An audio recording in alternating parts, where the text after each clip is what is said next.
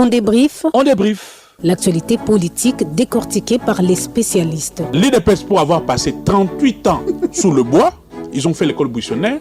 Aujourd'hui, ils ont un problème. Ils n'ont pas cerné les fondamentaux de la gestion. Je sais que j'essayais de taxer de tous les mots. On débrief. Chaque jour, de lundi à vendredi, de 15h30 à 17h, suivez les journalistes analyser sans complaisance l'actualité. Écoutez, moi je suis de ceux qui pensent que l'Assemblée nationale doit finalement décider. Les élections, c'est question de confiance. Et comment peut-on politiser la CENI, qui est une institution éminemment politique? Voilà un peu une absurdité politique, mais que l'on veut faire gober à la naïveté de certains Congolais. Nous devons travailler, redevenir ces grands Congos. Et en contrepartie, comment est-ce qu'on discute avec nos partenaires? On débrief, un rendez-vous des professionnels de l'information. On débrief avec Christian Moses Massunga.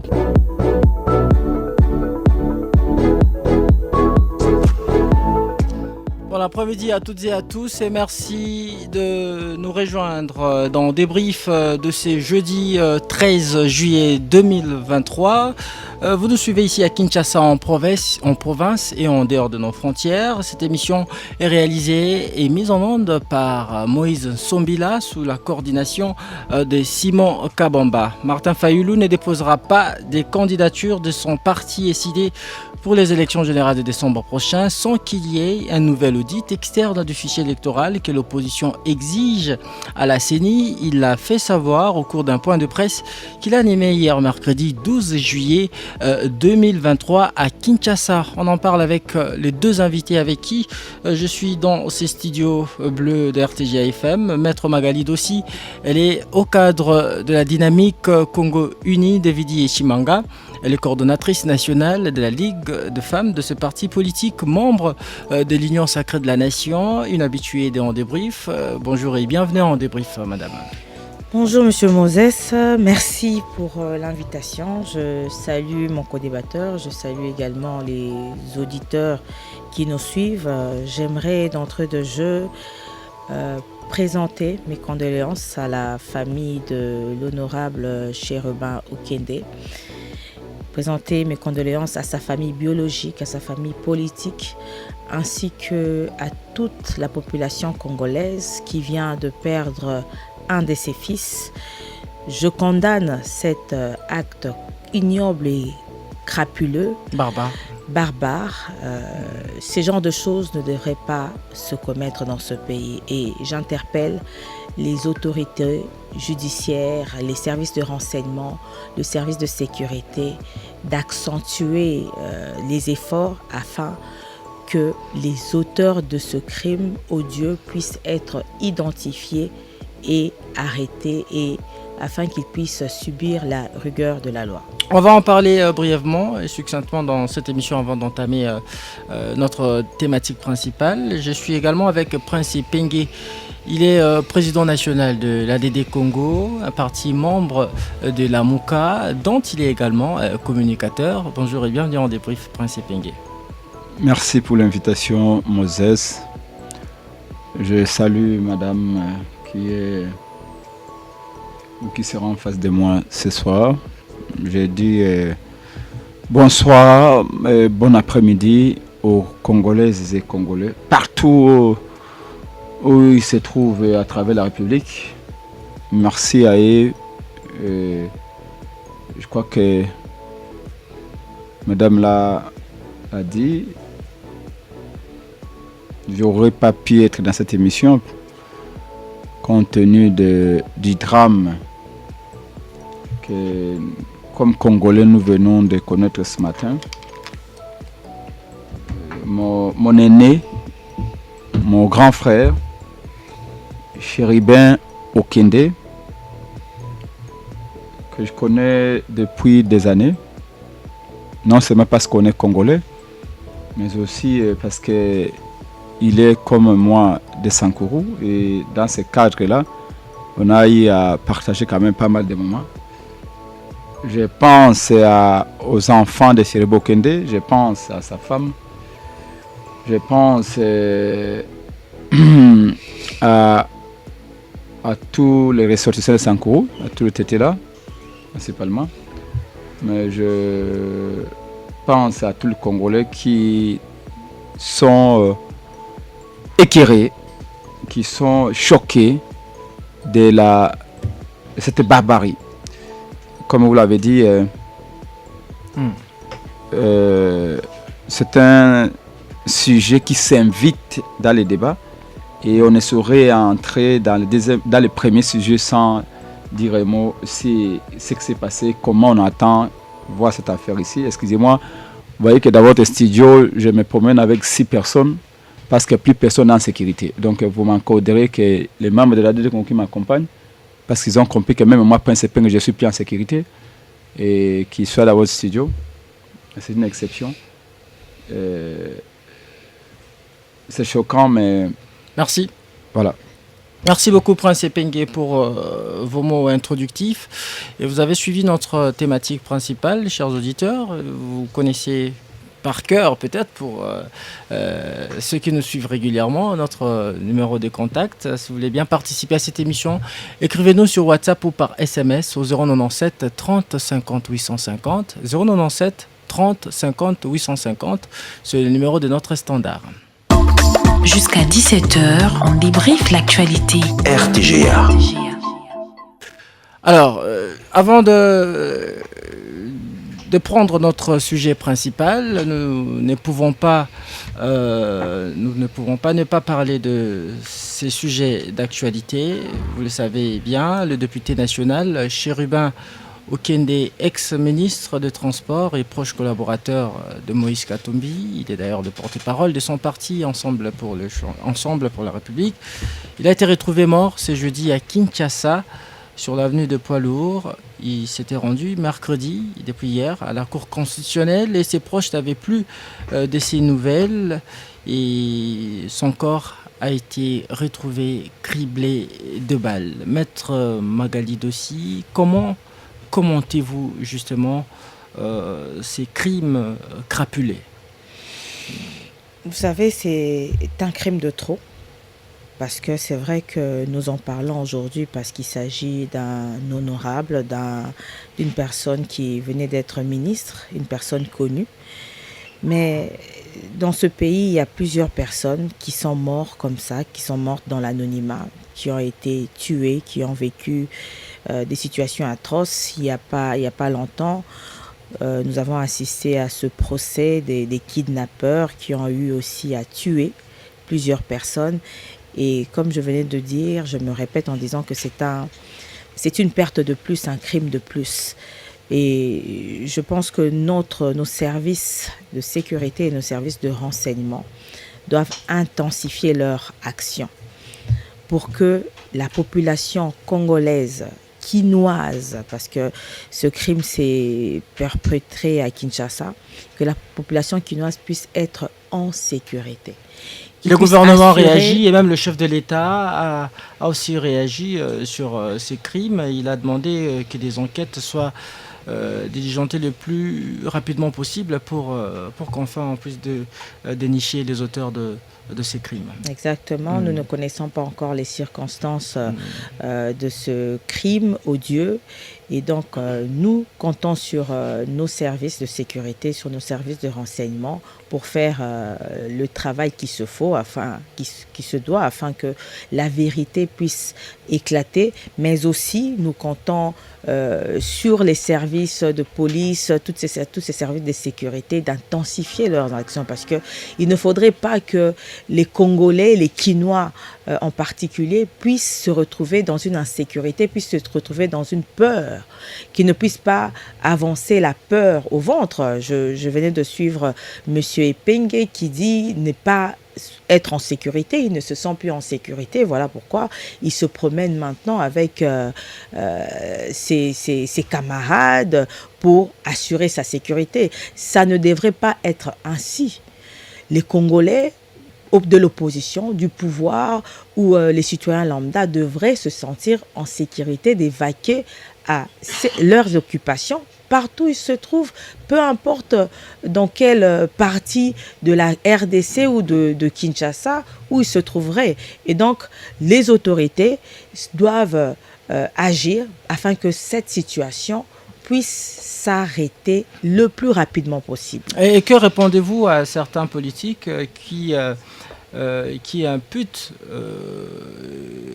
au gouvernement, au pouvoir, ces crimes? Je cite par exemple l'honorable député national Claudel Loubaya qui a écrit sur son compte Twitter, je cite, « Élection 2023, du bon côté de l'histoire, avec du sang sur le main, tragédie, assassinat politique, crime d'État ». Qu'est-ce que vous en dites?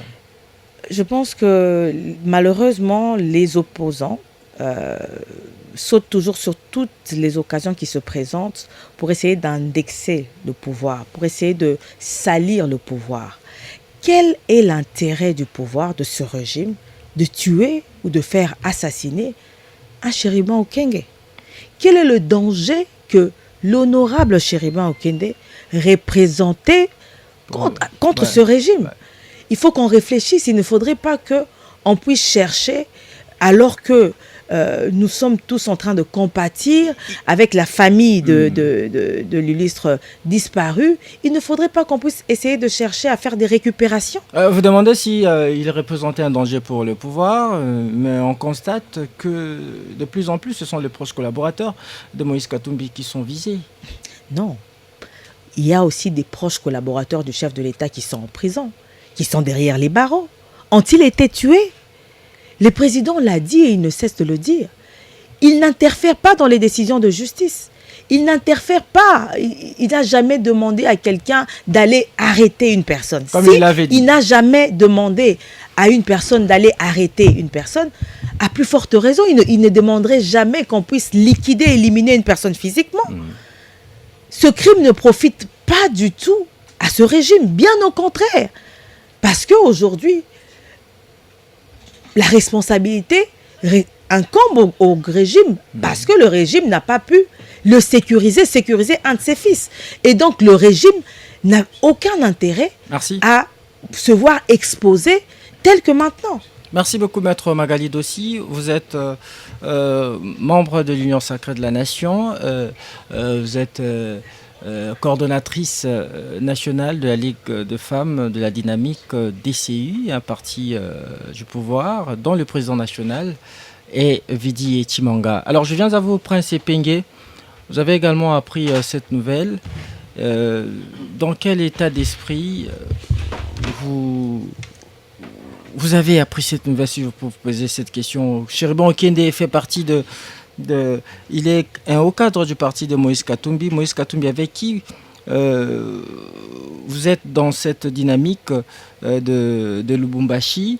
Vous avez effectué des actions communes, notamment de marches contre le pouvoir. Alors, qu'est-ce que vous en dites justement? Comment commentez-vous également ces crimes? Écoutez, comme je vous ai dit dès l'entame de mon propos, Chériban Okende, à part le fait que ça a été un allié politique à un moment donné, c'est aussi un grand frère de Sankourou. Je vais commencer à tous seigneur tout honneur, je vais commencer, comme on dit, la charité bien ordonnée commence par soi-même, à appeler au calme à tous les ressortissants de Sankourou qui m'ont contacté énormément, qui sont en ce moment au domicile de Chériban Okende, à tous les tétés là, à la communauté de Sankourou, des ressortissants de Sankourou, qui pensent que le régime de M. Félix Tshilombo a un problème personnel avec les tétés là. Franck Diongo est aujourd'hui en dolo, arrêté, on ne sait pas trop pourquoi. Il est de Sankourou. Le juge Raphaël Eyani, qui a été liquidé au procès de 100 jours. Aujourd'hui, les prisonniers, les soi-disant prisonniers du procès de 100 jours, tous sont sortis. Plus de 600 millions de dollars sont jusque-là destination inconnue. Il y a eu un procès. Raphaël Eyani, on n'a jamais eu la suite si les fameuses enquêtes pour établir les circonstances de la mort de Raphaël Eyani, un vaillant juge qui a été liquidé. Et là, c'est un autre fils de Sankourou, Chériban Okende, qui vient d'être assassiné. Olobi, vous avez dit crime crapulé. Non, je pense qu'on appellerait ça crime d'État. Je voudrais rappeler certains principes sans lesquels la démocratie ne peut pas être appelée démocratie. Parce que en démocratie, en tout cas dans cet embryon de démocratie qu'on appelle le Congo, je ne sais même pas pourquoi on l'appelle République démocratique, parce qu'il n'y a rien de démocratie dedans. Ou alors D de démocratie doit être remplacé par les D de dictature. Qu'en démocratie, en tout cas, ou dans un pays qui se veut démocratique, ou dans un pays à démocratiser, on n'est pas ennemi. Je suis avec ma soeur qui est en face de moi. Je viens débattre avec elle. Je suis président d'un parti politique. J'aurais pu dire que non, elle va débattre avec la présidente de la Ligue des femmes de mon parti, Mme Rita. Mais j'aurais pu dire que non, je ne vais pas débattre avec elle parce qu'elle est mon ennemi. Non, elle n'est pas mon ennemi, c'est ma sœur. La divergence est au niveau des visions, au niveau d'approche. Il a choisi son camp, moi je choisis les miens. Et donc je respecte ce que ma sœur dit ici sur le plateau, même si je ne partage pas. Et l'inverse est aussi vrai. Mais là, visiblement, Cheribo Okende n'est pas considéré comme un adversaire. Parce qu'à un adversaire, on n'inflige pas ce type de sanctions. La plus grande qui puisse exister, la mort. Est-ce qu'il est représenté? Il était aussi encombrant pour le régime en place? Mais pour le régime en place, c'est tout celui qui critique. Aujourd'hui, $1 est à 2600 francs. Quand vous l'achetez, c'est 2700 francs. $1. Alors que quand Kabila a placé Félix Tshisekedi au pouvoir, $1 valait 1600 francs congolais. Aujourd'hui, $1 est à 2700. Quand Kabila place Félix Tshisekedi à la tête de l'État, moi j'ai acheté 1 litre d'essence à 1600 francs. Aujourd'hui, 1 litre d'essence, je l'achète à 3000 francs. Quand vous dites comme ça, c'est tout simplement une façon de montrer que M. Félix Tshisekedi, vous avez fait régresser la nation. Ce qui est de mon droit constitutionnel d'ailleurs. Et ma sœur peut défendre à sa manière, ce qui sera de son droit constitutionnel également. Mais si, en disant ainsi, en disant que les Congolais ont du mal à trouver le pain le matin, en disant que les transports en commun est extrêmement difficile, en disant que Bunagana est abandonné entre les mains des pays étrangers depuis une année et que Félix Tshisekedi ne fait absolument rien, que la justice est corrompue, comme Félix lui-même l'a reconnu, on dit que non, tu n'aimes pas Félix Tshisekedi, pour ne pas paraphraser Kabouya, qui a dit que tout celui qui critique Félix Tshisekedi, qui critique sa manière de gouverner le Congo, n'aime pas les Balouba. Je ne dirais pas comme Kabouya. Donc, bref, ici, on nous considère, nous, résistants ou opposants, comme pas comme des adversaires, mais comme des ennemis. Et un ennemi, on l'abat. C'est comme ça qu'on a abattu Cheribo Okende. Est-il nuisible pour le régime? Qui l'a abattu? Comme je vous ai dit. Qui l'a abattu? Je vous ai dit que c'est un crime d'État. J'entends... Les enquêtes seront bientôt diligentées. Si jamais on parvenait à... J'ai vu les tweets de mon grand frère Félix Tshisekedi qui a dit qu'il est choqué, mais il demande à la justice de faire son travail. Mais comment voulez-vous qu'on fasse confiance à la justice, à une justice dont Félix Tshisekedi lui-même dit qu'elle n'existe pas? Il y a à peine 2 semaines, Félix a dit qu'il a échoué dans le secteur de la justice. Il a dit que la justice ne fonctionne pas. Il est déçu par la manière dont la justice fonctionne au Congo. Mais vous voulez qu'on fasse confiance à cette même justice pour nous faire des enquêtes? Je vous ai posé la question ici. Pour le procès de 100 jours, les enquêtes ont bien commencé, mais elles avaient extrêmement mal terminé. Le juge Raphaël Yagni est mort durant le procès. On nous a dit qu'on a ouvert une enquête. Est-ce que pouvez-vous me donner la suite de cette enquête-là? Bon, aujourd'hui, on nous dit, Cheribo Okende est mort, je vais présenter les condoléances. On en a marre de présenter les condoléances. En Ituri, au Nord Kivu, au Bandundu ici, comme au Kassai à l'époque de Monansap, plutôt à l'époque de l'affaire Kamona Sampo. Combien de fois on va présenter les condoléances? Ce que les Congolais veulent entendre, c'est que les choses changent. Qu'on nous dise qu'il n'y avait pas de paix, on va avoir la paix. On nous dise que non, là où il y avait des crimes, on va plus avoir de crimes. Nous allons vers les élections. Merci. Dites-moi, dans quel climat? Je crois que vous avez suivi les tweets du président Eli Martin Fayulu. Comment voulez-vous qu'on aille dans une confrontation électorale dans cette ambiance ici? Comment voulez-vous? Prince Epenge, j'ai été enlevé il y a 1 mois et demi, voire 2 mois. Toujours si poids lourd. Vous chutez Prince Epenge. Donc, je crois que vous pouvez comprendre combien je suis effrayé. Parce que quand on m'a enlevé la nuit, quand on m'a tabassé, peut-être que ceci ne m'est pas arrivé parce que Madame Chantal Momboni de décider était là.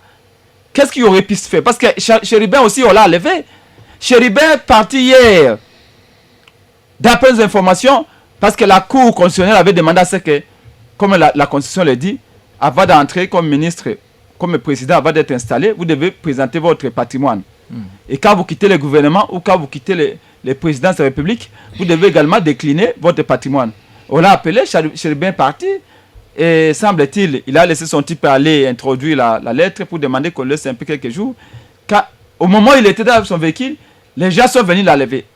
Il y en a même qui parlent que non, il y a des témoignages dans des vidéos, des gens qui disent qu'ils auraient aperçu même la garde républicaine là-dedans. Je ne confirme rien. Comme vous avez dit, malgré l'absence de confiance à la justice, on est obligé de dire à la justice de faire son travail et de faire la lumière. Et on enlève Chéribin. Hier soir, son parti politique et Ebolengetenge ont alerté l'opinion. Et ce matin, si Poilou, tout près de Sep Congo, on trouve Chéribin criblé de balles. Mais nous ne sommes pas en Afghanistan ici. Nous ne sommes pas en Irak ici. D'où vient ce type d'histoire? Est-ce que la mort de Chéribin, plutôt cet assassinat-là, ne vous rappelle pas l'assassinat de Chebea, Folibert Chebea? Paix à son âme. Merci. Lui aussi, il a été invité par les autorités judiciaires de la police. Et on l'a enlevé là-bas et on l'avait tué. De la même manière, Chéribin, on l'invite par la Cour constitutionnelle et on le tue. Bon, vous voulez qu'on fasse quoi? Qu'on puisse attribuer ce crime à qui? À Kabila? À Kingakati là-bas? Ou bien qu'on attribue ça au régime de M. Félix Tshilombo? C'est dit jamais vu. Qui aurait cru que l'IDPS, un parti qui soi-disant lutté pendant 37 ans d'élite, qui aurait cru que sous la présidence de la fois du Sphinx, Etienne Tshisekedi Moulumba, sous son régime, on assassinerait les opposants. Et quand les Congolais disent que le régime de Félix Tshisekedi est la continuité du régime Kabila, merci. On dit oh non, il n'y a pas. À ce moment, je vous parle, parce que ma sœur a dit ici. Je vous redonne la parole. Il y a 5 militants de la Mouka en prison à Makala. Je vous redonne la parole, Prince Epenge. La parole doit tourner. Merci beaucoup, Prince Epenge. Nous attendons déjà notre sujet du jour. Maître Magali Dossi, vous avez suivi Martin Fayulu hier au cours d'un point de presse tenu chez lui à Kinshasa. Il dit démobiliser le peuple pour enfin faire usage de l'article 64 de la Constitution. Il parle du chef de l'État qui sera en train de préparer sa réélection à travers une fraude électorale. Qu'est-ce que vous en dites? J'espère que vous allez me laisser autant de minutes que vous aurez avez le même temps d'antenne que votre à mon co-débatteur. Mon co-débatteur commence par vouloir déformer les choses, donner une connotation aux choses qui n'existent pas. Il commence par dire que ce régime, le régime de Tshisekedi, a un problème personnel avec les Sankourois, avec les Tétéla. Il donne pour exemple le cas de Franck Diongo. Franck Diongo qui n'a pas été arrêté en vain. Parce qu'en face de moi, lui-même est un Sankourois qui est en liberté, qui est là, qui ne cesse nuit et jour de vilipender le pouvoir et qui n'a jamais été inquiété puisqu'il est là en face de moi. Il parle du juge Yanni qui aurait été, d'après, si je suis sa logique, aurait été liquidé par le pouvoir. Parce qu'il serait été là, apparemment, si je suis sa logique. Il parle maintenant de Chérubin Okenge. Vous savez, nous sommes en train de nous lever contre le tribalisme. Et malheureusement, M. Epenge est en train de vouloir attiser un feu. Il a commencé par demander aux Sankourois d'être apaisés, mais lorsqu'il fait son développement, bien, il est en train de vouloir attiser le feu, de vouloir susciter une chose qui n'existe pas au sein des Sankourois qui sont avant tout des Congolais. Vous pensez qu'il est en train de faire une apologie de la haine? je ne dirais pas ça. Il sait ce qu'il est en train de faire. Mais moi, je sens qu'il est en train de jouer à un jeu dangereux. Il est en train de jouer au feu. Parce que nous déplorons la disparition de M. Chérubin.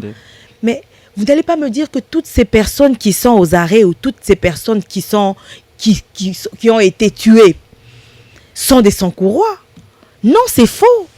Quand il donne l'exemple de Franck Diongo, mais Franck Diongo s'est retrouvé en conflit avec la loi. Parce qu'on est Sankourois ou parce qu'on est opposant, si on se retrouve en conflit avec la loi, on doit vous laisser. C'est quoi le crime qu'il aurait commis, lui, Franck Diongo? Je pense que vous devez vous diriger auprès des instances compétentes pour avoir les informations. Parce qu'il y a toujours des chefs d'accusation pour qu'on arrête une personne. Il y a toujours un motif.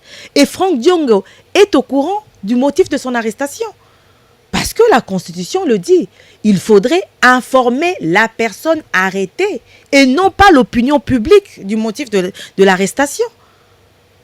Il faudrait qu'on reste des légalistes, qu'on respecte la loi. Mais jusque-là, ce proche ignore encore les raisons pour lesquelles il est inculpé. Je comprendrais si vous me disiez que Franck Diongo ignore pourquoi il a été arrêté. Parce que la loi, la Constitution nous dit que c'est la personne arrêtée qui doit être informée des motifs de son arrestation et non pas le proche de la personne arrêtée. Il dit encore que c'est un crime d'État. Est-ce que mon co-débatteur sait que c'est un crime d'État? Donc ces crimes auraient été commis par des représentants de l'État. Il dit qu'il y a des rumeurs, des gens qui disent qu'il y aurait des gardes républicaines qui seraient dans le coup de l'enlèvement du ministre honoraire Chérubin Okengo. Heureusement que ce ne sont que des rumeurs. Parce que, à suivre la logique de mon co-débatteur, il se dégage qu'il a déjà fait des enquêtes et qu'il a déjà tiré ses conclusions. Peut-être qu'il a des éléments que nous n'avons pas, que la justice n'a pas, qu'il a collaboré avec la justice parce qu'il a des éléments probants qui attestent que ce crime a été commis par un représentant de l'État. Parce que pour lui, Chérubin représentait un danger pour ce pouvoir. Qu'est-ce que Chérubin a fait que lui n'a pas fait ou que d'autres opposants qui sont en liberté, qui vaquent librement à leurs occupations, n'ont pas fait? Il faut essayer d'arrêter de manipuler la population. Il faut arrêter d'essayer toujours de trouver des prétextes pour jeter l'opprobre. Merci madame. On en vient, le régime. On en vient maintenant. Écoutez, je vais aller. Vous lui avez donné le temps. Laissez-moi aussi le temps.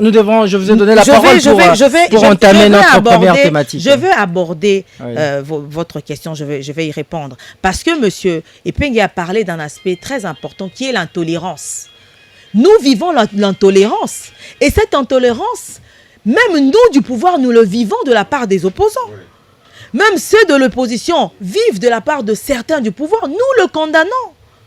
Moi, je suis parmi les personnes qui condamnent l'intolérance. Nous sommes dans un pays démocratique, bien qu'il ait essayé de dire que nous ne sommes pas dans un pays démocratique. C'est faux. Bien au contraire, nous voyons qui est le dictateur. N'est-ce pas, M. Fayoulou, qui prend des décisions sans avoir associé les membres de son parti. Nous avons vu la lettre d'un député de son parti qui était surpris. Nous avons vu des départs des personnes qui ont quitté son parti, qui étaient surpris parce qu'ils n'ont pas été associés. Il a pris des décisions en violation des textes qui régissent son parti. Il parle de la fraude électorale.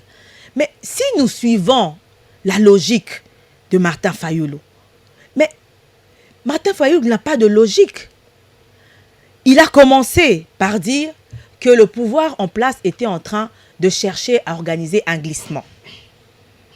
Ensuite, il évolue en disant qu'il y a une fraude électorale qui est en préparation. Mais quelles sont les preuves qu'il brandit? Parce que c'est une opinion qui s'est faite. Les refus par la CENI de procéder à un nouvel audit du fichier électoral avec un cabinet mais elle est inopportune. de renom. Écoutez, ils sont allés vers la CENI, ils ont proposé cela. Mais la CENI a proposé cela à la plénière. La plénière a dit qu'elle était inopportune parce que l'audit avait déjà été fait. Pourquoi rechercherait-il une autre, qu'on puisse procéder à un autre audit? Pourquoi? Quelles sont les raisons valables? Parce qu'ils sont toujours dans des procès d'intention. Je vous assure que même si la CENI cédait à cela, ils chercheraient encore un autre prétexte pour essayer de discréditer le processus. Mais M. Fayulu a déjà boycotté les élections. Même s'il dit qu'il ne les a pas boycottées, il n'a pas déposé les candidatures. La clôture de dépôt des candidatures, c'est dans 2 jours. Il a déjà raté le train. Mais ça ne sera pas une première, parce que ici dans ce pays, nous avons assisté Est-ce que cela peut faire à une élection sans l'opposition, sans l'UDPS qui était le grand parti de l'opposition. Le ciel n'est pas tombé. Nous avons vécu ce que nous avons vécu. Son boycott, bon, si bien que lui-même ne parle pas de boycott, il conditionne sa participation au processus électoral avec, comme je l'ai dit, avec la révisitation de ses fichiers électoraux. Est-ce que cela peut faire l'objet d'un consensus, d'une concertation au sein de la classe politique? Au fait, c'est ce que Fayulu recherche. Vous vous souviendrez qu'il avait proposé qu'on puisse créer un haut conseil de réforme institutionnelle avec à la clé 2 ans de transition. En fait, c'est ce que le Fayulu est en train de rechercher. Parce qu'il n'est pas prêt d'affronter les élections. Et à qui ça profiterait? profiterait? Il n'a pas les moyens parce que nous savons... rime avec glissement. Mais ça lui profiterait à lui parce qu'il demandait à être celui qui dirigerait cette transition. C'est toujours par rapport à ses intérêts égoïstes et non pas par rapport aux intérêts du pays. Mais il invoque l'article 64. Mais combien de fois M. Fayulu a dit qu'il allait activer l'article 64? Mais l'article 64 a des conditions. On fait échec à tout individu qui a pris le pouvoir par force ou qui l'exerce en violation de la Constitution. M. Tshisekedi n'a pas pris le pouvoir par force. Son pouvoir est l'émanation de la volonté populaire. Ce sont les Congolais qui se sont décidés de lui donner la chance d'être président. Et il ne l'exerce pas en violation de la Constitution. Et donc, agir ainsi, M. Fayulu s'exposerait à une infraction imprescriptible. Merci, maître. Merci beaucoup, maître Magali Dossi. Alors, Prince Epenge, Martin Fayulu dit qu'il ne va pas déposer les dossiers des candidatures de membres de son parti SID. Vous ne faites pas partie de l'SID de Martin Fayulu. Vous êtes un allié de Martin Fayulu. Est-ce que vous l'accompagnez justement dans cette démarche de boycott, s'il faut le dire, du processus électoral? Merci beaucoup. Première précision. Je ne sais pas pourquoi est-ce que vous étiez absent hier lors de notre conférence de presse. Nous étions là. La RTG était là. Oui, mais pas vous, parce qu'apparemment, vous n'êtes pas au courant de ce qui s'est passé hier. Donc, si vous étiez là, lors de la conférence de presse, vous allez vous rendre compte que c'est d'abord le coordonnateur de la MOUCA en exercice, c'est le professeur d'université Mathieu Kalele, qui avait pris la parole d'abord pour expliquer, planter le décor, expliquer pourquoi nous répondions à la CNI, pourquoi nous prenons cette décision de dire que nos candidatures sont sur la table. La candidature de Prince Epenge comme candidat député national et député provincial dans la circonscription de la Tchangou est sur la table. Les candidatures des autres membres de la DD Congo sont déjà transmises à l'organe qu'on appelle la coordination des opérations électorales de la MOUCA-COEL, qui garde la candidature de Martin Fayulu, les dossiers de sa candidature comme candidat président de la République en 2023 est déjà prêt, je dis pas les dossiers, est sur la table. La MOUCA, qui dirige le professeur Kalele, compte 14 partis politiques et 4 personnalités. Nous sommes prêts. Et nos membres continuent à amener d'autres candidatures parce que les gens savent que s'ils veulent gagner, ils doivent aller là où il y a un projet, là où il y a une vision, là où il y a un homme, un leader qui est constant. Depuis des années, il n'a pas changé dans ses idées. Il n'a jamais dealé avec le pouvoir. Il n'a jamais touché même un seul franc de l'État. C'est mes son propre, Martin Fayoulou. Seulement nous disons, même si vous avez soif et qu'on vous donne un verre d'eau empoisonnée, vous n'allez pas prendre ces verres-là. Vous voulez dire que Martin Fayoulou a parlé au nom du Lamuka? La Martin Fayoulou donc a parlé au nom de la coalition Lamuka. Mais le communiqué porte les griffes de Martin Fayoulou et non la mention Lamuka et même son nom. Le communiqué signé par lui et même les discours qu'il a tenu hier. Je suis venu ici comme coordonnateur de Lamuka. Vous avez vu les mandats que je vous ai présentés? Que je suis de Lamuka? Que je parle au nom de Lamuka? Je suis aussi président de la DD Congo, non? Absolument. Mais comment savez-vous que là je vous êtes un allié de Lamuka? Comment savez-vous que pas allié? Je suis au sein de Lamuka. Au sein de Lamuka. En lien de Martin Fayoulou. Comment savez-vous que là je parle comme président de l'Action pour la démocratie et le développement congolais de Congo, et là je parle comme étant porte-parole de Lamuka? Chaque parti a ses usages. C'est comme ça que vous avez vu, c'est Prince Epeng qui a modéré, président de la DD Congo. C'est lui qui a planté les décors, qui a introduit. C'est le professeur d'université Mathieu Kalele. Et c'est lui qui a lu les textes, c'est Martin Fayoulou. Donc la répartition des tâches dépend de chaque... Mathieu Kalele qui est le coordonnateur de Lamuka. Ouais. Donc la répartition des tâches dépend de chaque organisation. Chez vous ici, vous avez votre façon de gérer la RTGA. Et Lamuka aussi a saisi ses coutumes à l'interne. Quand il y a des grandes décisions, nous disons à Martin Fayoulou, qui a aussi la légitimité du peuple, dit voilà, vous rayonnez plus que tout le monde, c'est vous qui allez porter la décision. Donc, contrairement à ce que madame a dit, je comprends qu'elle est très mal informée ou alors qu'elle n'a pas préparé l'émission. C'est Martin Fayoulou. Martin Fayoulou a engagé Lamuka parce que c'est comme ça que ça se passe chez nous. Donc, le coordonnateur de Lamuka a décidé et on a dit à Martin Fayoulou, soyez notre porte-voix. Donc, ce n'est pas la décision de Martin Fayoulou, mais de toute la coalition Lamuka. C'est lui qui a quitté Lamuka, mais comme dans toute organisation. Madame, pouvez-vous me dire les partis que vous admirez beaucoup, l'IDPS, comment l'Iyawa a quitté l'IDPS, comment Kibas a quitté l'IDPS, mais Etienne Sidou Amoulumba, qui était convaincu de son combat, a continué. Est-ce que c'est pour autant que quand l'Iyawa part, c'est que l'IDPS est parti? Non. Notre ami qui a quitté a dit que non, il était temps pour lui de tirer sa référence parce que lui voulait qu'on dépose nos candidatures coûte que coûte. Il était membre de l'ECD, il a pris sa décision, on a respecté sa décision, on lui a souhaité bonne chance. Comme à l'IDPS, on a vu Kabouya et Vieux Wankwenda, je crois, et à un moment donné, tout ça, et dans une famille politique, les gens peuvent dire ce qu'ils veulent dire, les choses avancent. Mais avancent parce qu'il y avait un consensus, nous avions tous accepté. Si la décision était de Martin Fayoulou, mais Penge, mon parti politique ADD Congo, c'est un parti organisé, vous avez vu la délégation qui m'accompagne là. Nous venons de grandes rencontres. Ce n'est pas ça le problème. Alors, deuxièmement, il dit que Martin Fayoulou a un problème d'argent. Madame est de partie de Vieux Chimanga. Vieux Chimanga venait au bureau de Martin Fayoulou presque chaque semaine. Parce que madame a rejoint Vieux Chimanga quand Vieux Chimanga est devenu conseiller de Félix Tshisekedi. Mais qu'il aille se renseigner sur les Vieux Chimanga qui était l'ami de Félix Tshisekedi. Et c'est mon frère avec qui nous étions dans les réunions au rassemblement. Moi, c'est la première fois que je l'ai vu sur les réunions du rassemblement. Il va vous dire que Martin Fayoulou ne peut pas manquer $1 million pour ses candidats.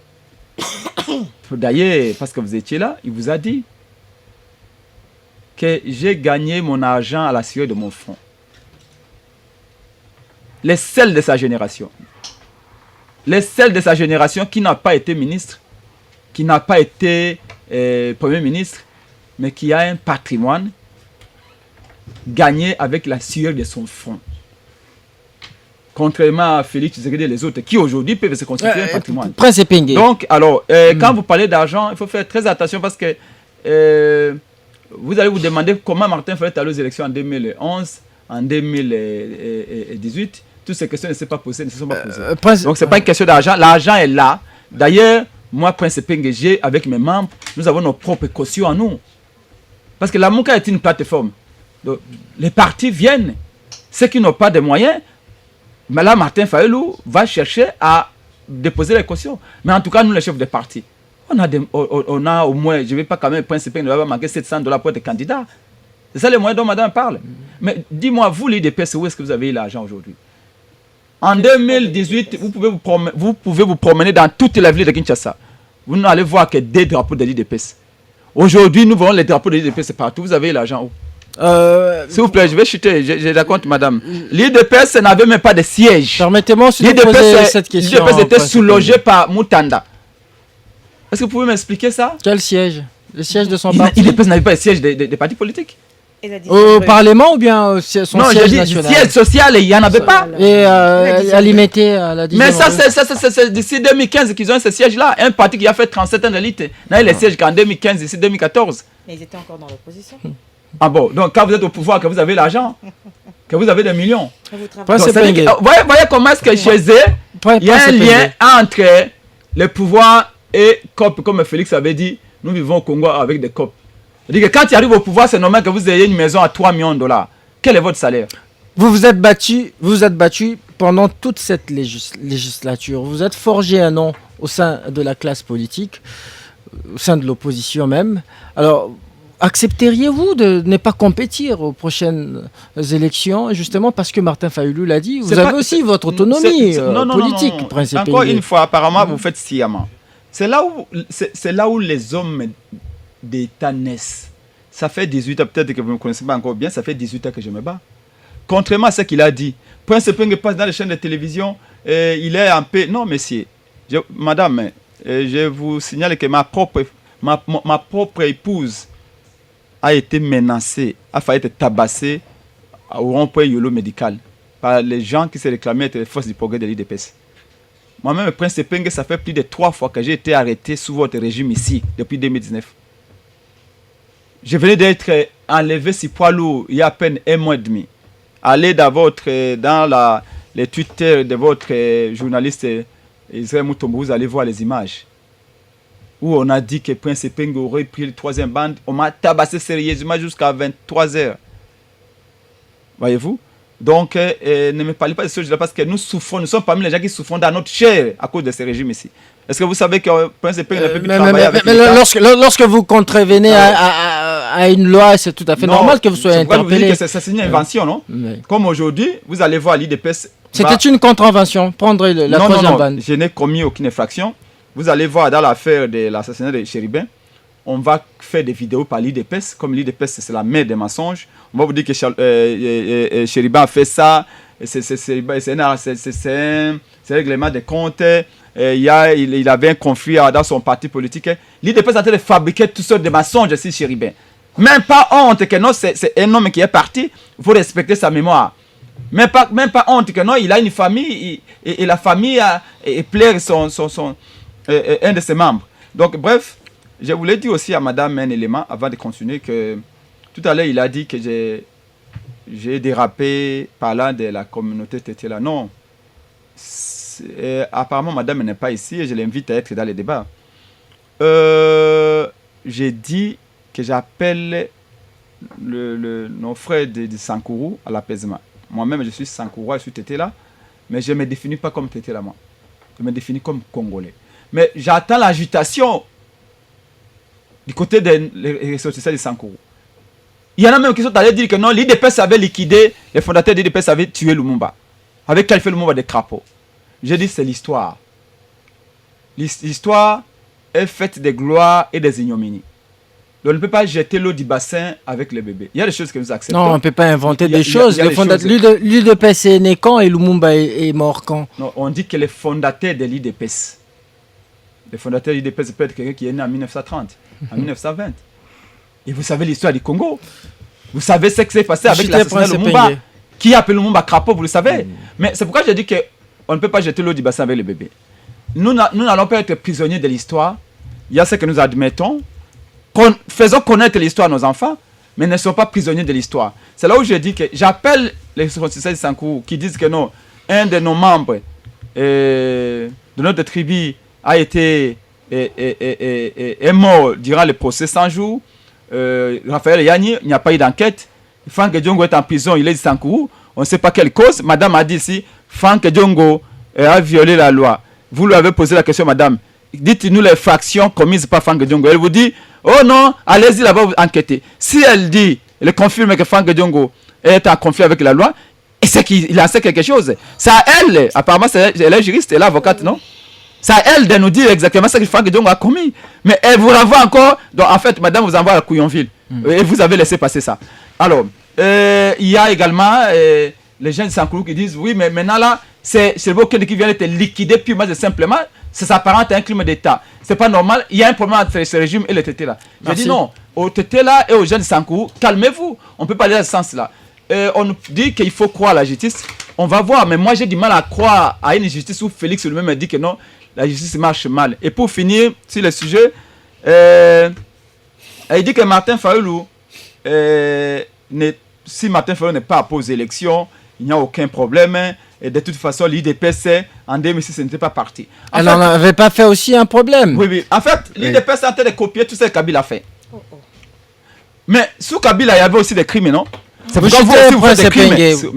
Vous avez une minute. Madame a pris 11 minutes. Non, il déborde. L'IDPS, vous lui donnez toujours Pardon, madame, s'il vous plaît. J'ai le chrono devant moi. Vous chutez, sous Kabila, il y avait des crimes. L'IDPS se dit, nous aussi, nous pouvons faire des crimes. C'est comme ça que c'est le Okende est liquidé. C'est-à-dire que comme l'IDPS n'était pas parti aux élections, si Martin Fayulu n'est pas aux élections, c'est une bonne chose pour nous, on se frotte les mains. C'est comme ça. Mais quelle demande Martin Fayulu? C'est que vous avez dit à madame, il n'a pas rencontré. Martin Fayulu dit, je suis prêt à aller aux élections. Mais je ne veux pas que les élections de 2018 puissent se ressembler à celles de l'élection de 2023 puissent se ressembler à celles de 2018 et 2011. Papa Etienne Tshisekedi Mulumba, encore une fois, je le cite, paix à son âme, c'est vieux qui nous a monté le combat. Papa Etienne Tshisekedi Mulumba nous avait demandé de sortir dans la rue pour marcher au fin d'exiger l'audit du fichier sous Kabila. Était-il fou? Merci. Était-il incohérent comme Martin Fayulu que vous le dites? Merci, Prince Epenge. Et ici, Martin Fayulu dit que le fichier électoral, d'après nos informations, est corrompu. Merci, Prince Epenge. Dans le fichier électoral, je vous redonne la parole. Dans le fichier électoral, vous pouvez garder... il y a des enfants, il y a des personnes qui ont eu 4 fois 5 fois les cartes, pas des millions. Et nous voulons qu'on puisse ouvrir seulement les fichiers électoraux. Vous allez poursuivre. Pour voir ce qui est vous allez poursuivre avec cela dans la prochaine prise de parole. Il pense que c'est une folie. Nous rendons l'antenne à la régie commerciale pour la pub et on reviendra juste après pour poursuivre l'émission. Merci. Jusqu'à 17h, on débriefe l'actualité. RTGA.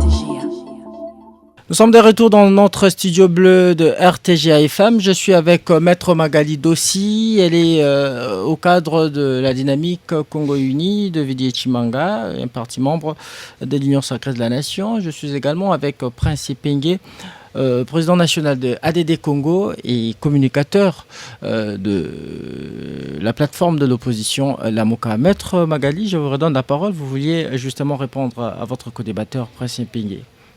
Vous savez, j'ai entendu des affirmations graves ici. Monsieur Epenge a affirmé que ce crime est l'œuvre de l'UDPS. Je pense que nos auditeurs qui ont suivi l'intervention de monsieur Epenge l'ont entendu dire que c'est l'œuvre de l'UDPS. C'est une affirmation, c'est-à-dire qu'il a la preuve que ce crime a été commis par un membre de l'UDPS. Il a encore dit que, apparemment, je n'étais pas dans les débats, qu'il m'a invité dans les débats en parlant de ce que moi j'ai dit, jouer avec le feu, parce qu'il a d'abord commencé par affirmer que le régime avait un problème avec les Sankourois, avec les Tétés là. Ensuite, lors de sa deuxième prise de parole, il évolue en disant que ce sont les Sankourois qui disent que le régime a un problème avec les Tétés là. Il avance encore en disant que vous, en parlant de M. Diongo, vous m'avez posé la question de savoir qu'est-ce qui lui était reproché, et que moi, sûrement, parce que je dis qu'il est en conflit avec la loi, j'aurai des informations. Mais monsieur Epenge, une personne ne se fait pas arrêter sans qu'il n'ait commis des faits infractionnels. C'est-à-dire qu'à un moment ou à un autre, il a fait des choses qui l'ont mis dans une position telle qu'il se retrouve en conflit avec la loi. Il n'y a pas à pérorer sur ça pour comprendre que monsieur Diongo, s'il est aux arrêts, c'est parce qu'il a eu à commettre ou à faire des choses qui l'ont mis dans cette situation. Monsieur Epengue a encore parlé de Monsieur Fayulu, disant que mon président Vidier, à une époque, allait souvent chez Monsieur Fayulu et que mon président Vidier peut attester que Fayulu ne peut pas manquer $1 million. Je ne sais pas si mon président a eu à avoir accès au compte de Fayulu, parce que pour attester qu'une personne ne peut pas manquer une telle somme, il faut quand même avoir eu accès à ses comptes pour essayer d'estimer. Parce que tel que M. Epengue est là, il ne peut pas dire que telle ou telle personne a ça, sauf si il a vu peut-être cette personne se faire payer ou cette personne avoir des affaires qui peuvent lui générer des bénéfices à une certaine hauteur. Il a encore dit que l'UDPS... je suis en train d'arriver. C'est ma dernière intervention. Parce que, vous n'êtes pas quand même porte-parole de l'UDPS. Non, mais écoutez, parce que lorsqu'il parle du pouvoir, moi je vois le président Félix Tshisekedi, je ne suis pas membre de l'UDPS, je ne veux pas défendre l'UDPS. On a parlé de la CENI, je ne suis pas de la CENI. La CENI est une institution d'appui à la démocratie, mais moi je défends ce que je trouve être juste. Lorsqu'il y a une manipulation, lorsqu'il y a une déformation des faits, et que moi j'ai une information contraire, je ne peux pas me taire. Parce qu'il a fait une affirmation grave en disant que pour ceux de l'UDPS, je comprends quand il parle de l'UDPS, donc il dit pour tous ceux qui soutiennent le président, pouvoir rime avec argent. Mais lorsqu'on arrive au pouvoir, on a des postes qui sont rémunérateurs, qui permettent à une personne qui hier n'avait pas d'argent, aujourd'hui la personne a une rémunération. Les députés ont leurs émoluments, les ministres, ceux qui sont des mandataires, ils ont les moyens de pouvoir cotiser dans leur parti alors que hier ils n'avaient pas les moyens. Et nous savons tous que lorsque Fayulu est allé aux élections la fois dernière, Fayulu était soutenu financièrement. Il y avait des gens, Moïse Katumbi était parmi ceux qui l'ont soutenu, il ne dira pas le contraire. Lorsque nous parlons d'un problème de moyens, c'est parce que nous avons vu que seul il n'allait pas s'en sortir. Maître Dossi, vous pensez que Martin Fayulu va mettre le bâton dans le roue en ce qui concerne le processus électoral lorsqu'il appelle surtout à la mobilisation du peuple et pour activer l'article 64 Vous savez, lorsque vous me posez cette question, ça me fait revenir à une affirmation que M. Epengue venait de faire en disant que l'UDPS est en train de copier tout ce que Kabila a fait. Alors que c'est eux qui sont en train de copier tout ce que l'UDPS a fait, mais ils le font mal. Parce que regardez toutes les initiatives qu'ils prennent. Ils ont dit dernièrement qu'ils allaient faire un sitting tous les jeudis. Ils en sont où? Ils en sont où? Merci. C'est parce qu'ils n'ont pas la stratégie, ils n'ont pas les méthodes et tout ce qu'ils essayent de faire. On va voir ce que ça va donner. L'activation de l'article 64, c'est encore une énième fois qu'ils nous promettent d'activer l'article 64. On verra. Merci. Ce que ça va donner. Prince Epengue, est-ce que Martin Fayulu, qui répondez-vous à ceux qui pensent, je pose cette question, à ceux qui pensent que Martin Fayulu, avec cette décision qu'il a prise, il risque finalement de ne plus être entouré de ses collaborateurs. Il y a son député national décidé, Ados Ndombassi, qui est parti. Et il y a même d'autres qui risquent également de partir, qui comptent également postuler au cours de prochaines élections électorales. Personne ne partira parce que c'est une décision du groupe. Et deuxièmement, par cette décision, nous sauvons la nation. Ados Ndombassi faisait partie du groupe également. Je dis, c'est l'unique qui est parti, les seuls qui est parti. Les restes ne sont pas. C'est la politique. Tous les poids lourds, nous sommes là. Vous ne pouvez pas affirmer aussi comme ça, non, sachant que cette politique, la politique en RDC, elle est dynamique, comme on aime bien le dire. La politique n'est pas dynamique, c'est simplement la prostitution politique. C'est la prostitution. Les gens ont besoin d'argent. Vous savez que moi, ça fait 18 ans que je suis en politique. Je n'ai jamais mangé un franc de la politique. Si j'ai ma petite boutique dans le coin de mon avenir, avec ça, je peux nourrir mes enfants. Je n'ai pas besoin de voler l'argent pour nourrir ma femme et mes enfants avec l'argent du vol. Vous savez qu'à un moment donné, il faut qu'on s'arrête et qu'on dise, il faut à un moment donné qu'on ait le courage d'éduquer ce peuple ici, par des actes forts. Rappelez-vous en 2017, parce qu'il dit que Martin Fayulu n'a pas d'argent. En 2017, quand nous prenons la transition, Papa Etienne Tshisekedi Mbaye Kabila, nous tous, nous prenons la transition avec la Senko. Martin Fayulu avait refusé d'avoir son salaire de député pendant une année. Vous savez c'était combien? Vous savez c'était combien? Les seuls qui a refusé pendant une année de recevoir son salaire de député. Il a dit, mon mandat de 5 ans, la 6e année qu'on a pris avec Kabila, je ne prends pas l'argent. il a dit l'argent doit rentrer dans quelques États. Il essaie, son chef Didier Timanga essaie parce qu'il était avec nous. Mais de quoi on parle? Il a dit, oh non, Martin Fayulu n'a pas d'argent, mais de toute façon, est-ce que son chef Didier Timanga savait ce qui était dans les comptes de Martin Fayulu? Mais si lui, son chef ne savait pas ce qui était dans les comptes de Martin Fayulu, comment lui sait que Martin Fayulu dans son compte, il n'a pas l'argent pour payer les cautions?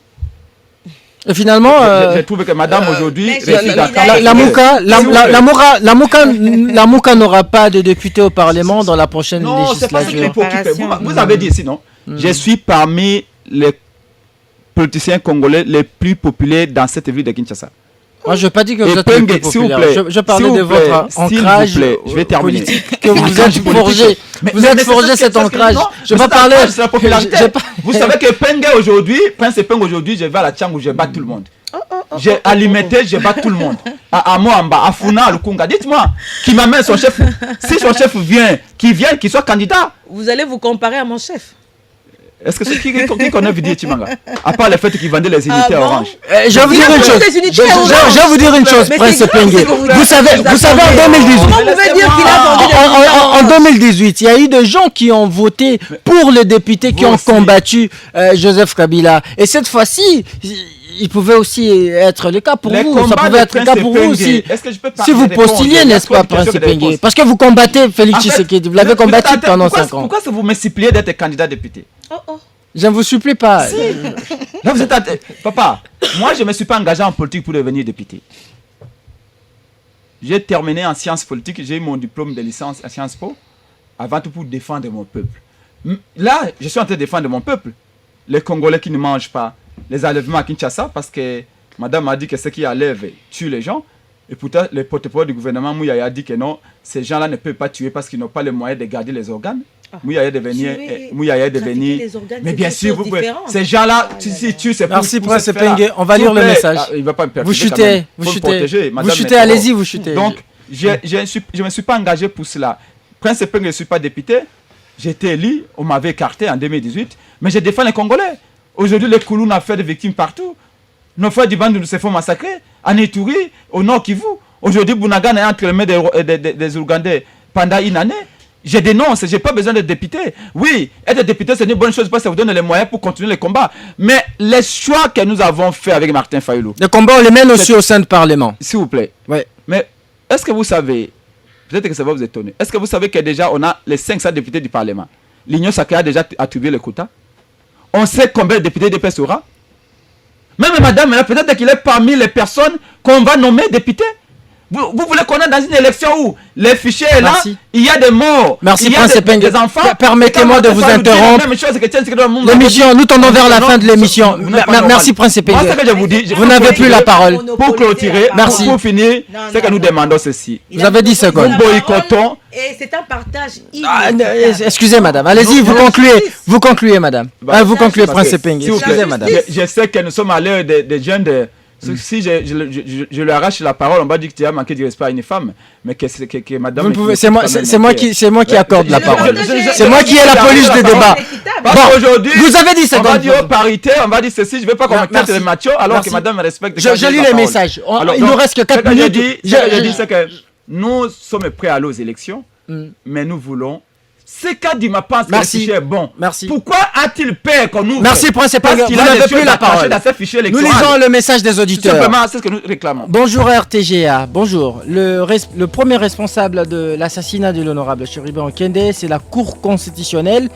Elle va bien expliquer au peuple congolais comment une personne ne peut arriver chez elle et de là, elle sera enlevée et retrouvée morte le lendemain. Jacques depuis Upen, ici à Kinshasa.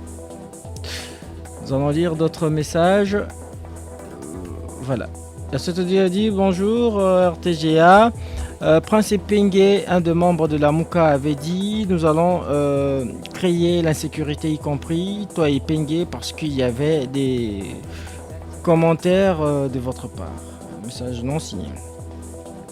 Bonjour RTGA.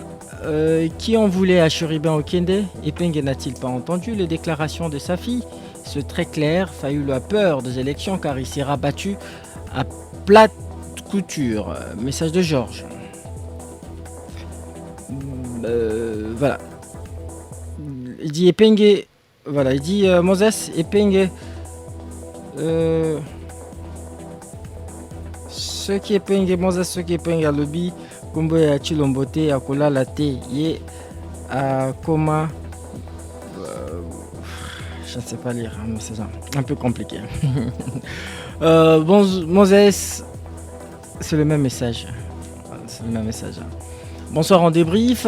Imputer la mort de Chérubin Okiende au pouvoir, c'est trop facile pour messieurs Penge, Nzolani Amakala. Voilà. Ok, on ne sait pas lire tout le message. On me signale que nous sommes déjà à la fin de cette émission. Et je vous accorde, Maître Magali, vous avez un mot pour conclure. Alors, pour conclure, je voudrais dire ici que M. Epenge a inventé beaucoup d'histoires et parmi ses plus grandes inventions, il vient de dire que M. Didier Tshimanga vendait des unités à Orange. Pour dire qu'il n'a jamais connu Didier Tshimanga. Il a vu peut-être de loin où ils se sont retrouvés à un moment donné, là où certaines personnalités politiques se trouvaient. Lui, il était peut-être à quelques mètres de là et il s'est peut-être forgé son opinion comme il a l'habitude de le faire. Il dit que vous le suppliez d'être député, mais on ne supplie personne d'être député. La Mouka a fait le choix de ne pas présenter des candidats aux élections. Mais c'est un choix qu'on accepte parce que nous sommes en démocratie. Nous ne pouvons que leur souhaiter bonne chance dans leurs décisions. Mais M. Fayoulou, aujourd'hui, se retrouve en difficulté face aux gens de son parti. Parce qu'il a pris des décisions sans associer les gens de son parti. On a vu plusieurs personnes, on a des amis, on a des relations qui sont dans ce parti, qui ont confirmé qu'ils n'étaient pas au courant. Ils ont été surpris de voir Fayoulou faire cette annonce. Merci. J'ai toujours eu du mal, surtout quand une femme mente. C'est compliqué. Un homme peut mentir. Mais quand une femme ment, c'est que la société n'a plus d'avenir. Et quand madame... Je ne comprends pas qu'il soit du parti de Didier Tshimanga. Parce que si moi et Martin Fayulu nous étions au pouvoir et que Didier Tshimanga, qui demandait des retours commission à la présidence, était sous notre régime, Didier Tshimanga, sa place à Makala. Mais malheureusement, écoutez, il doit dire merci à Dieu. Vous ne pouvez pas condamner une personne qui a été acquittée. Cette vidéo était séquencée et montée. Non, je ne peux pas vous laisser dire des faussetés. Vous êtes en train de nous dire des faussetés, vous voulez le salir. Quelqu'un qui a déjà été innocenté, vous ne pouvez pas venir encore l'accabler. Non. Aucune personne n'a contesté la décision de la Mouka. Je répète, ce n'est pas la décision de Martin Fayulu. Vous pensez vraiment que l'IDPS, c'est le Congo? Merci. L'Union sacrée, c'est le Congo que vous pouvez organiser les élections. J'ai parlé de l'ECD, monsieur Epenge. Il faut suivre ce que je dis et pas dire ce que vous voulez. Permettez-moi mon numéro parce qu'on m'a demandé un numéro dans un message ici. Ah oui, rapidement. Si vous pensez qu'on peut mettre $1 milliard pour organiser des mascarades d'élections, si le Félix Tshisekedi sera candidat, vous vous trompez. Nous ne retirons pas du processus. Les élections, ce n'est pas une question d'argent, mais une question de projet. Merci, Principe. L'émission est terminée. Mon numéro, pour ceux qui ont demandé le numéro, c'est le 081 23 55 500. 081 23 55 500. À la famille de Chérubin, nous disons nos condoléances. Mais la justice des dieux, c'est l'émission est terminée. C'est la fin de cette émission, chers auditeurs. Vous l'avez suivi. Je suis avec Prince Epenge et Maître Magali aussi. Vous pouvez bien voir leurs photos sur ma page Facebook, Christian Moses Masunga. Vous pouvez également suivre cette émission sur YouTube dans les minutes qui suivent sur Sans Répit Télévision. Merci de votre fidélité à RTGA-FM. On se retrouve déjà demain pour un nouveau numéro de votre émission en débrief. À très vite. Jusqu'à 17h, on débriefe l'actualité. RTGA.